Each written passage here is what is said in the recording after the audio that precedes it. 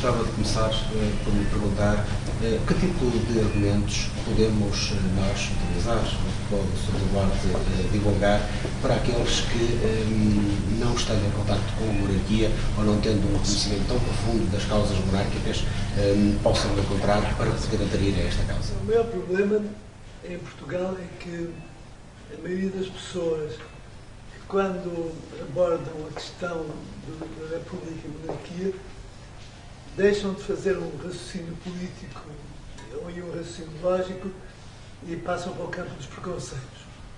Tanto os monárquicos, muitas vezes, que não aprofundam o seu conhecimento político, ficam sufocados pela tradição, pela história, pela família. A quantidade de pessoas que me dizem, por exemplo, que eu sou monárquico porque o meu avô trabalhou para o rei Dom Carlos, ou porque era militar no exército, enfim. E por outro lado, os republicanos que também não raciocinam e que ficam no preconceito. A monarquia é uma proposta retrógrada, é voltar atrás na história, é favorecer privilégios, são algumas famílias, e isto torna extremamente difícil o debate político inteligente e lógico quando estamos a debater com preconceitos e não com ideias políticas. Portanto, a primeira coisa é obrigar as pessoas a entrarem no campo do raciocínio lógico e político e saírem do campo das suas fantasias. E então, qual é a melhor maneira? Não é ir à história, porque, de facto, o passado, podemos gostar dele ou não, a maior parte das pessoas gostam, mas podemos também não gostar do passado. Mas isso tem muito pouco a ver com as nossas opções atuais. A opção que tomamos hoje devia basear-se nas experiências atuais que existem no mundo. E podemos pensar, por exemplo, que nos anos 70 a Espanha estava muito mais atrasada do que Portugal, em tudo. Quando a Espanha passou a ter um regime monárquico, passou à nossa frente. E hoje está mais avançada que Portugal em quase todos os índices. Temos que pensar, por exemplo, que todas as monarquias europeias são mais democráticas, são mais socialmente mais avançadas do que a maioria das repúblicas.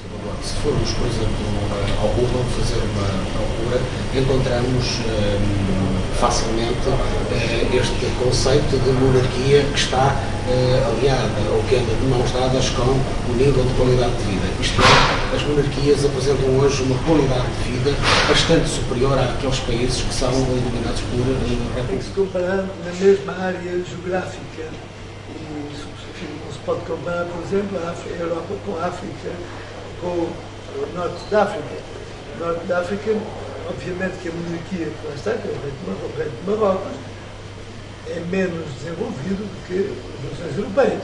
Mas, do ponto de vista de liberdades políticas, de direitos civis, de paz e até de prosperidade económica, Marrocos está melhor do que os países vizinhos que são repúblicas. Está melhor que a Argélia, que a Tunísia, que a Mauritânia e por aí fora. Porquê?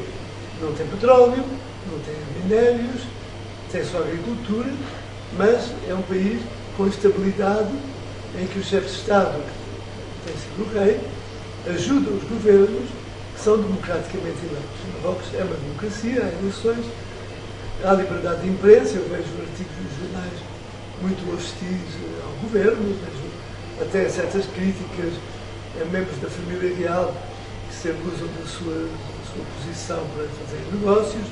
Tudo isso aparece na imprensa marroquina. Experimenta fazer uma coisa dessas na Argélia e vai ver rapidamente o que lhe acontece. Curiosamente, o Sr. Duarte é um grande impulsionador da imprensa livre, da comunicação social livre. O que pensa sobre isso? Então, num país que pretende ser democrático como Portugal, onde a democracia, no fundo, muitas vezes é mais um método para alcançar o poder e beneficiar dos privilégios do poder, do que propriamente a representação do povo e as liberdades que se apregou. Eu vejo os jornais mais independentes, que têm coragem de abordar certos assuntos, são boicotados pelas empresas que põem anúncios. Para dar um exemplo, o Sol tem poucos anúncios. O Diabo não tem publicidade nenhuma. Creio que o Diário do Minho, por exemplo, também tem pouquíssima publicidade. São jornais independentes que têm a coragem de abordar graves problemas nacionais em vez de irem cantar atrás dos outros. Permitam-me buscar uma das expressões que utilizou. Portugal é um país que se quer democrático. Portugal não vive dias difíceis, não vive dias fáceis para a democracia, isto é, há queixas perante este Portugal que se quer democrático? Bom, em primeiro lugar, veja o Parlamento, que é o símbolo e devia ser a entidade mais importante de uma democracia. Praticamente eu acho que só há um deputado que é agricultor. Não vejo nenhum deputado que seja de raça africana, que seja negro. Capaz de haver algumas do que eu vejo. Não vejo um deputado que seja de raça cigana, por exemplo. Não vejo deputados monárquicos, há de facto alguns, mas estão certos de outros partidos. Mas lá uma vez ou outra, lá não a sua opinião, mas discretamente. E na verdade, o Parlamento, as pessoas não se sentem representadas. Acha então que vivemos numa democracia musculada? O nosso Parlamento é representativo dos gabinetes de advogados, que são aqueles que verdadeiramente fazem as leis. Depois há uma data de deputados que até podem ser boas pessoas, mas que normalmente não falam e sobretudo, não dão opiniões dos assuntos verdadeiramente importantes. Portanto, é uma democracia, não digo muscular, será mais uma aplicação para certos países da América do Sul, mas é certamente uma democracia muito condicionada por interesses económicos, grupos de poder e onde a própria eleição do chefe de Estado é totalmente condicionada por grupos de interesse. Pode aparecer um candidato excelente, mas se não tem o apoio dos grandes partidos, em Portugal nunca ganha. Veja o caso, por exemplo, toda a gente conhecia, tinha grande admiração, não estou falando mal, toda a gente conhece a sua obra. Nas eleições presidenciais, teve 15% dos votos. Quando certamente era um candidato verdadeiramente independente, sem ninguém lhe podia apontar nenhum mal, nenhum erro político grave no seu passado. Bom, as pessoas foram votar nos candidatos do costume, apoiados pelos partidos, que eram pessoas, indubitavelmente, com valor e com mérito, tanto o Dr. Manuel Alegre, o Sr. Cavaco Silva, são pessoas que não põem minimamente em causa o seu patriotismo e a sua vontade de servir o país. Mas estão ligados a grupos políticos e partidos que fizeram muitos erros, que levaram o país à bancarrota, que puseram as finanças portuguesas completamente de rastros, e são esses que são eleitos, que têm a máquina que os apoia. Estamos a falar de partidos, se calhar, blindados. E mais, a própria democracia interna nesses partidos devia ser melhorada. Eu acho que podíamos fazer como nos Estados Unidos, em que há as primárias, em que todo o povo pode votar os candidatos do partido. Então, com as palavras que o Sr. Eduardo tem referido aqui, defende então uma monarquia constitucional. Conhece alguma outra? Não, mas que tipo de monarquia constitucional, como é para o comum das pessoas, como é que se pode explicar uma monarquia constitucional? Há 100 anos que todas as monarquias são constitucionais, mais até, inclusive, desde a Idade Média, que as monarquias tinham constituições, eram constituições muitas vezes não escritas. Hoje em dia há duas monarquias que se podem dizer que não são constitucionais. É a inglesa e a sueca. Não há, a inglesa pelo menos, não há uma constituição rígida, não é? que obrigue os políticos a seguir. Há leis fundamentais que foram evoluindo durante os séculos e que são aceitos.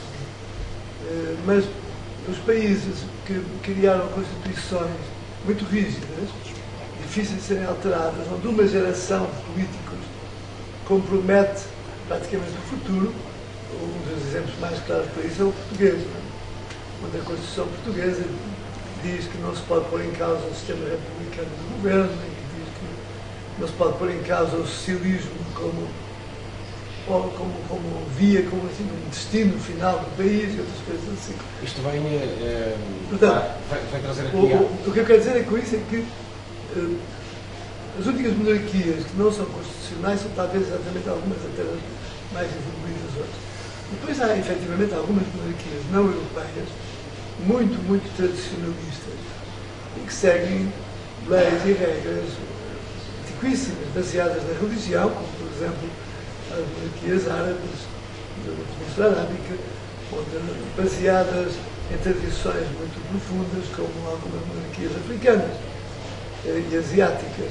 Mas as monarquias mais conhecidas na Ásia, como o Japão, Tailândia, Camboja, etc., são hoje em dia democracias muito mais eficientes e livres do que a maior parte das repúblicas de cada região. Sr. Eduardo, a República Portuguesa continua a impedir a realização de um referendo que possa auscultar a vontade dos portugueses. O Sr. Eduardo encara como possível a realização desse referendo a curto médio prazo? Houve sondagens de opinião pública que deram há uns 7, 8 anos atrás, que uma sondagem feita por uma universidade portuguesa deu que 29% dos portugueses acham que seria melhor ter um rei do que um Presidente da República para defender a nossa democracia. A Comissão do Centenário da República, em 2010, fez uma sondagem, a pergunta é só: é republicano ou não é republicano? 40% responderam que não são republicanos. Essa sondagem foi escondida e era importante, custou 10 milhões de euros de trabalho naquela comissão. Era importante que a sondagem fosse publicada. É preciso pedir aos responsáveis pela Comissão do Centenário da República que entreguem os resultados da sondagem. Ora, aparentemente, por razões ideológicas, por grupos de interesse, esta Constituição foi blindada e torna muito difícil. É preciso uma maioria de 2/3 no Parlamento para retirar o artigo 288 linha B e permitir que o povo se expresse livremente. Essa devia ser uma das grandes lutas políticas. Depois era preciso que um referendo houvesse uma liberdade de expressão. Ambas as partes tivessem o mesmo tempo de ter a mesma possibilidade de expressão. O que não aconteceu, por exemplo, como foi a campanha a favor do aborto. A campanha a favor do aborto livre a pedido, os partidários do aborto livre a pedido tinham o tempo de televisão todo que queriam, os adversários tiveram que pagar tempos de antena muito caros e muito restritivos. Há também a pergunta do referendo do aborto foi totalmente tendenciosa. A pergunta do mais infame que se pode, que era, dizia a pergunta: é a favor da despenalização das mulheres que interrompam voluntariamente a gravidez de acordo com a lei? Ninguém quer penalizar as mulheres, elas nunca foram perseguidas em todo o caso. Isso é de acordo com a lei, as pessoas não podem ser de acordo com a lei, isso é voluntário, tudo positivo. A pergunta devia ser: é a favor do aborto livre em Portugal, sim ou não? Quer dizer, e isso é que era a pergunta honesta. No caso da monarquia, se puserem a pergunta dizendo se quer é a favor do retrocesso para o regime vigente antes de 1910, não é? Ninguém quer um retrocesso, ninguém quer voltar atrás. Não é? A pergunta devia ser: é a favor que a chefia de Estado de Portugal seja por um rei ou, por exemplo, Presidente da República? Essa é que seria a pergunta honesta. Tudo isso, o Sr. Eduardo reúne em Portugal um leque variado de apoiantes, ou permita-me, simpatizantes, ou pessoas amigas. Pelo menos 30%, pela sondagem, ou 40%, pelo menos 30%. Mas referia-me nomeadamente a alguns nomes sonantes. Por exemplo, dos nomes sonantes de Portugal, sem dúvida, do Dr. Mário Soares, que tem também sabido e é conhecida a simpatia que ele tem pelo Sr. Duarte, pelo menos já prefaciou, penso que pelo menos um livro. Não, o livro foi prefaciado, sim, ele não prefaciou, mas escreveu um texto para a apresentação do livro. Quem fez o prefácio depois... Não, quem fez a apresentação do livro foi o Dr. Manuel Alex. Mas Mário Soares e várias personalidades, o Dalai Lama, os escritores, filósofos, portugueses e estrangeiros, políticos importantes de todo o mundo, deram um pequeno testemunho que foi publicado no livro da minha biografia. O Mário Soares é uma pessoa que eu muito admiro como um dos grandes defensores da liberdade em Portugal em 75, quando as forças extremistas, nomeadamente apoiadas pela União Soviética, quiseram tomar o poder em Portugal. É um homem de consensos que conseguiu pacificar a sociedade portuguesa. Também cometeu erros gravíssimos. Eu acho que o pior erro que ele cometeu foi a falta de coragem, talvez, com que tratou o assunto das independências das antigas províncias do Marinho. Esse foi um grande drama dele, que ele sofre muito com isso. E, enfim, quer dizer, como todas as pessoas, têm as suas qualidades e os seus defeitos. Não é? Sr. Duarte, eu também cometi erros. Todos nós cometemos também um pouco, não é? Só que não tiveram a mesma consequência. Não tiveram as mesmas consequências. Sr. Duarte, o senhor é uma pessoa que tem feito muito por Portugal, pelos portugueses no mundo. Sabemos que tem uma atividade extremamente dinâmica em relação a compromissos e em relação a deslocações que faz ao estrangeiro. Gostávamos de saber, se calhar, que tipo de atividade o Sr. Duarte tem desenvolvido em prol de Portugal e dos portugueses nesta caminhada monárquica? A minha mulher e os meus filhos queixam-se muito das minhas ausências, que é bom sinal. Porque seria mau sinal era se não se queixassem. Mas isso impede-me, obriga-me a restringir um bocado as ausências, porque a minha primeira obrigação é para com a família. Primeiro não digo, mas enfim, a família e o país são as primeiras obrigações, mas de facto tenho a obrigação com a família e, portanto, há muitas coisas hoje e convites que eu já não posso aceitar quando a sua importância política não justifica uma ausência de casa. Eu gosto de citar, enfim, uma frase muito conhecida, Fernando Pessoa, dizia: minha pátria é a língua portuguesa. Não quer dizer que basta termos a língua portuguesa para termos pátria, não. Isso está fora de questão. Quer dizer que em todo o lado onde se fala português, eu sinto-me em casa e acho que é a minha pátria. E por isso tentei e colaborei com Angola, com Moçambique, com a Guiné-Bissau, São Tomé, com Timor, para resolver problemas e tentar melhorar a situação. O Sr. Duarte tem, inclusive, feito muita coisa no campo social, tem feito um leque de variantes de ações no campo social. A minha mulher, nesse aspecto, é mais ativa, trabalha mais com associações. O que eu tenho participado e apoiado campanhas que me parecem que são importantes para o país, nomeadamente promoção da produção nacional, defesa dos valores do campo e da natureza em Portugal. Eu sou, desde os meus 10 anos, sócio e, enfim, participo na Liga de Proteção à Natureza. Também desde os meus 12, 13 anos que tenho apoiado a comunidade islâmica portuguesa a terem representatividade e a terem os seus direitos espirituais reconhecidos, e felizmente estão, mas quando eu tinha 12 anos não havia uma mesquita para muçulmanos portugueses, colaborei nisso. A campanha por Timor, que começou em Portugal em 75, mas que depois foi levada a todo o mundo, em colaboração com o Dr. Ramos Horta, em colaboração com várias personalidades, levou de facto a que a Indonésia mudasse de posição e aceitasse devolver a liberdade aos timorenses, e fiquei muito grato e muito feliz porque há pouco tempo o Parlamento timorense unanimemente votou para que eu recebesse a nacionalidade timorense. Eu hoje tenho um passaporte diplomático timorense e tenho os direitos da nacionalidade timorense. Sr. Duarte, decididamente o euro e a Europa não são as grandes apostas do Sr. Duarte. Eu sempre segui a linha do meu tio, arquiduque Otto de Habsburgo, que foi um dos fundadores da União Europeia, que foi eleito eurodeputado e para isso teve que adquirir a nacionalidade alemã, porque a Áustria não autorizava que fosse candidato pela Áustria, mas ele dizia: eu antes sou austríaco, mas sou também europeu. E por isso fez um trabalho brilhante no Parlamento Europeu até aos 90 anos e não se recandidatou só quando atingiu os 90 anos.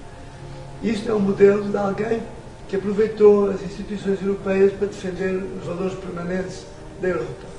Os valores da filosofia e da moral cristã, da liberdade, da democracia, dos direitos humanos, da tolerância, foi tudo valores que ele defendeu.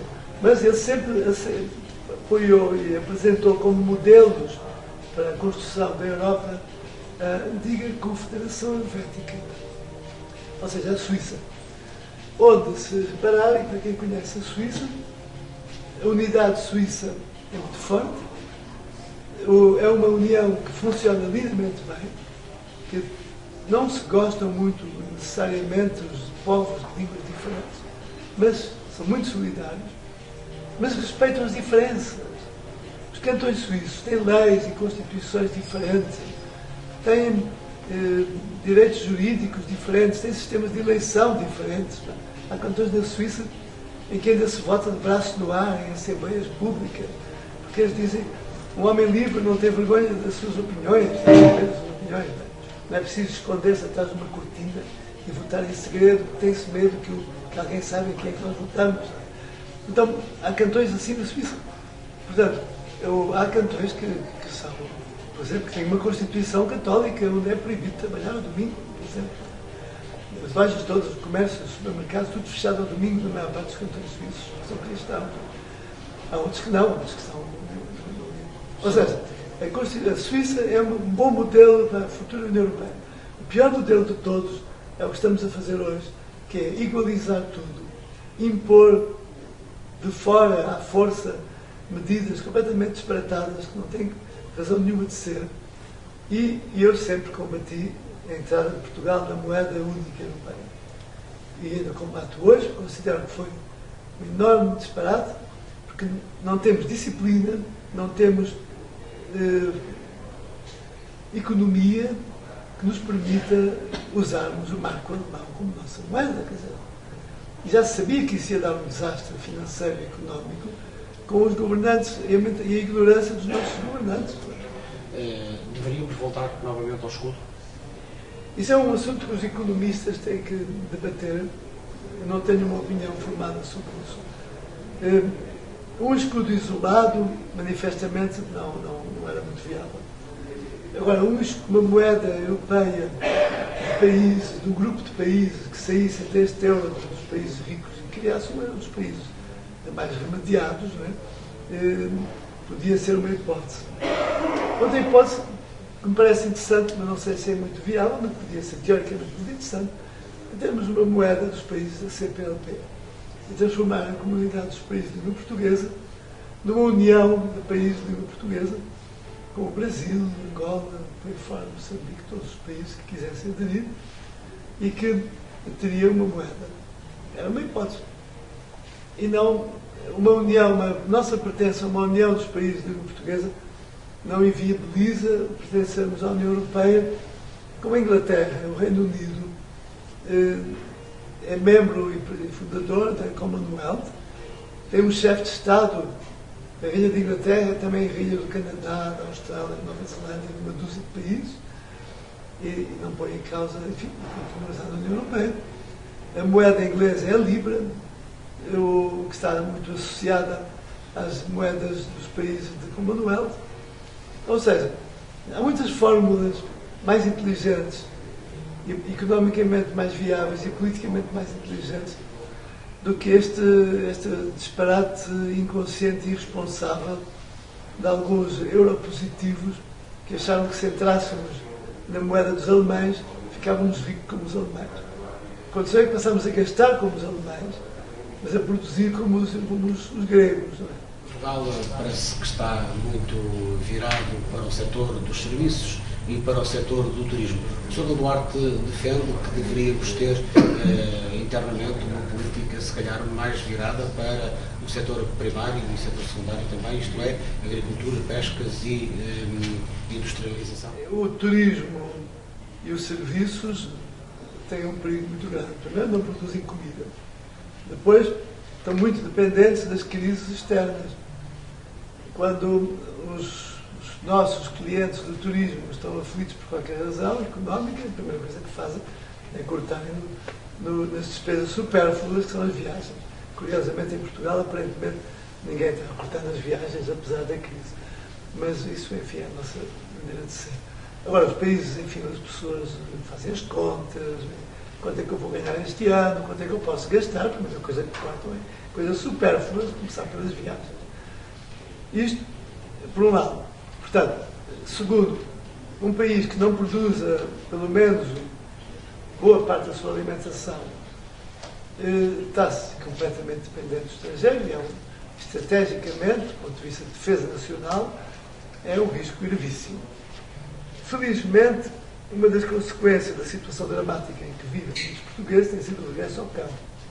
E a produção agrícola tem melhorado, a produção agrícola tem encontrado fórmulas e saídas interessantíssimas, algumas das associações de pequenos produtores que eu tenho visitado no país, no Minho e noutras regiões, até empresas agrícolas de grande dimensão que exportam a sua produção.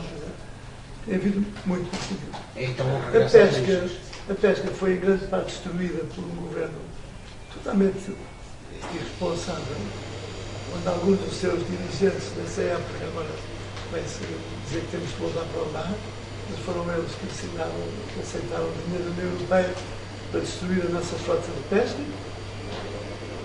E quanto à indústria, também foram estes governos irresponsáveis, republicanos, que deixaram destruir muito a nossa indústria.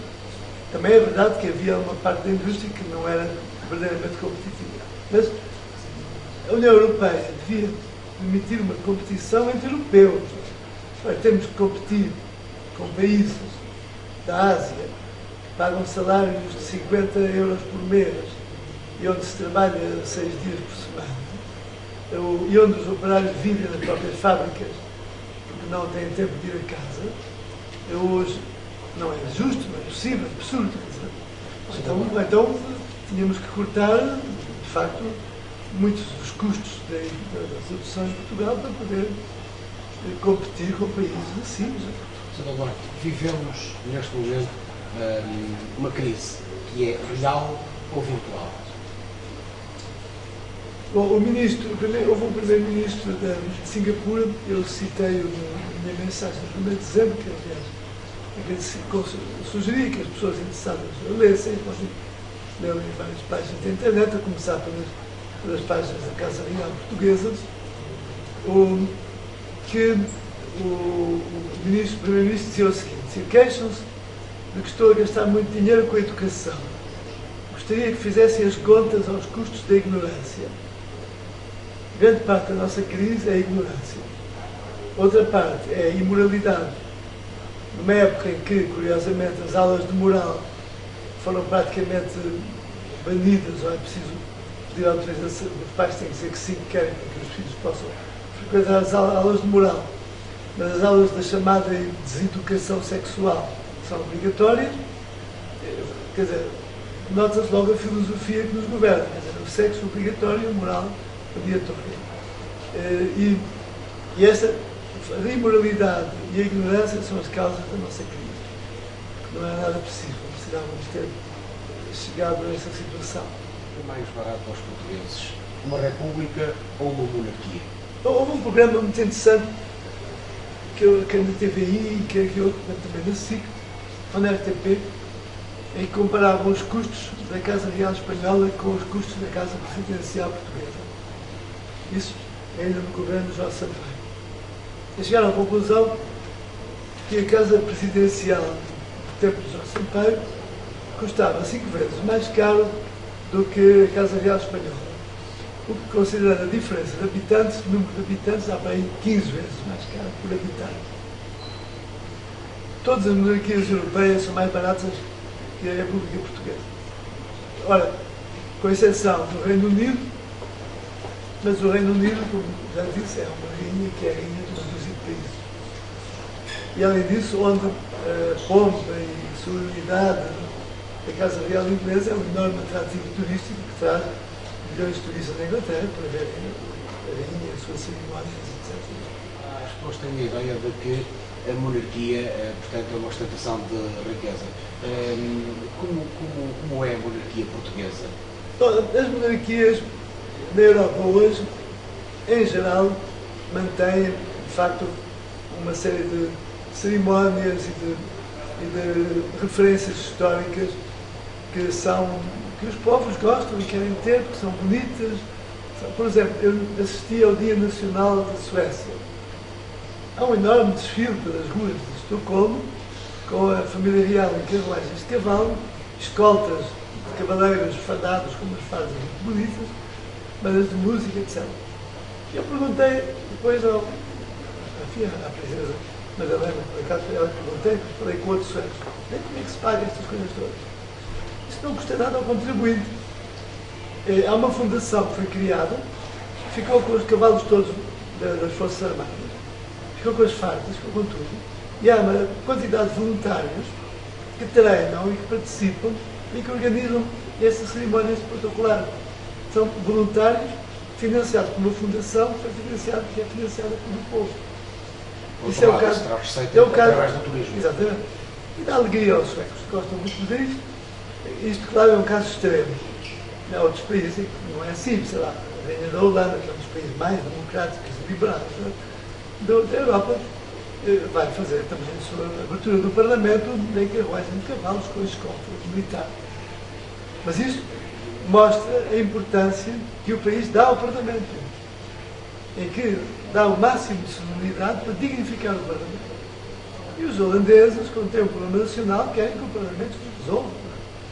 Em Portugal, quem é que pergunta ao Parlamento qualquer coisa? Ninguém liga nenhum. Porque o Parlamento não tem prestígio e os deputados também não ajudam muito às vezes. Dizia eu que o Sr. Duarte é uma pessoa que não parece fazer grandes ostentações de riqueza. Uma pessoa que viaja de comboio, gosta de viajar de comboio, viaja, sabe que muito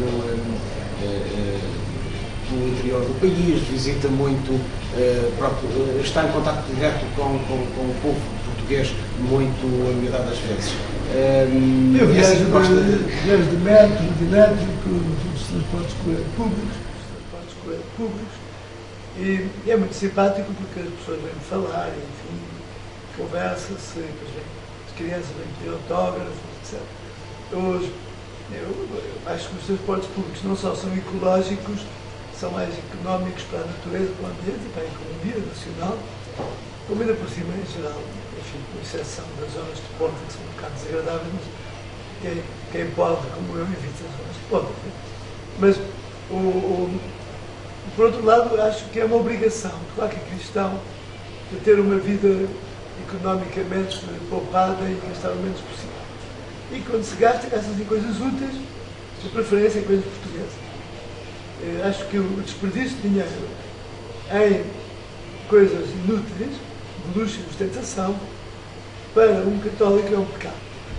Porque esse dinheiro pode ser muito melhor utilizado para outras coisas, para obras de caridade, para ajudar pessoas que precisam e não para desperdiçar. Quando a Presidência da República tem 50 automóveis, com 50 assessores, tinha, não sei, esta atual não sei, mas a anterior, e gasta, de facto, 5 vezes mais que a Casa Real Espanhola, quer dizer, qualquer coisa aqui que está mal. Quando os gestores de empresas públicas ganham quantias muito elevadas, não faz sentido. A Hungria é uma república, mas é uma república que pôs a coroa no escudo nacional e que usa os símbolos todos da monarquia. A Hungria, por lei, proíbe que qualquer pessoa que trabalha para o Estado ou com dinheiro dos impostos ganhe mais de 5 mil euros por mês. O que é muito para a maior parte das pessoas, mas é muito menos do que Portugal. Sr. Duarte, considera que há falta de competência dos políticos, dos atuais políticos que nos têm governado nestes últimos anos, ou pós-25 de novembro? No atual governo temos alguns ministros que não são políticos, são técnicos altamente qualificados, provas dadas, têm a vantagem de serem pessoas que sabem o que é que se tem que fazer e implicam-se. O inconveniente deles é que tem uma linguagem que muitas vezes politicamente não é muito bem aceita. E os políticos profissionais têm o inconveniente, muitas vezes, a sua ignorância perante as realidades económicas e sociais, mas devem, pelo menos, ter a obrigação de saber transmitir aquilo que querem fazer. Eu acho que o atual governo tem uma combinação de políticos e de técnicos, não é mau. Nos governos anteriores também havia políticos bons e gente séria e dedicada, mas também havia pessoas totalmente ignorantes e gente, às vezes, até francamente desonesta. Terminar sobre o debate, como vê a criação desta órgão de comunicação dedicado à causa monárquica, precisamente, falando da TV Monarquia? Foi uma iniciativa, é uma iniciativa com muito valor, muito mérito, feita por pessoas que dedicam voluntariamente o seu tempo e muitas vezes até o seu dinheiro para o serviço do bem comum e da pátria. Creio que sozinha tem dificuldade em se encarar. Na minha opinião, deve seguir um pouco um exemplo que tem acontecido em outros países, que é criar uma sinergia entre pessoas e instituições interessadas no futuro do país.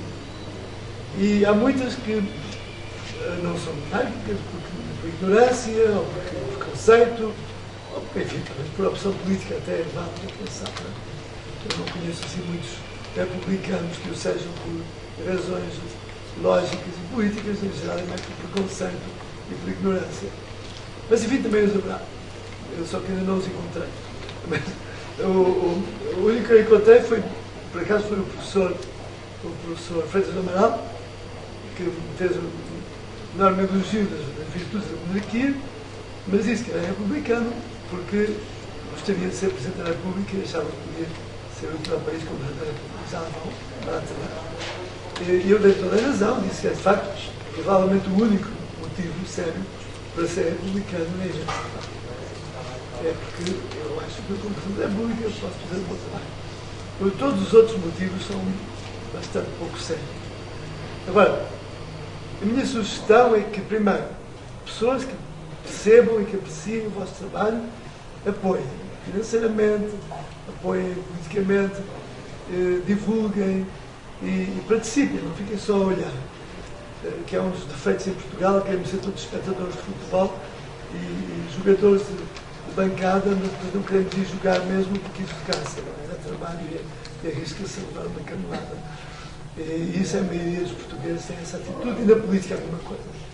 Não participam, não atuam, não dão o seu suor e a maior parte das vezes nem sequer vão votar. Quanto outro aspecto que podia ser interessante é juntar-se com outras associações, algumas reais associações, mas outras associações.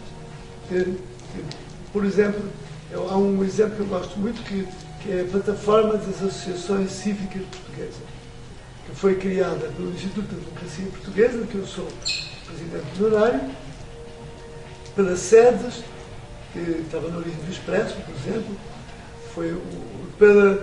hoje há cerca de 50 associações de antigos alunos, de várias escolas, de defesa nacional, de associações de cariz beneficente, há 60 associações em Portugal, não partidárias, que participam numa plataforma em que trabalham em comum.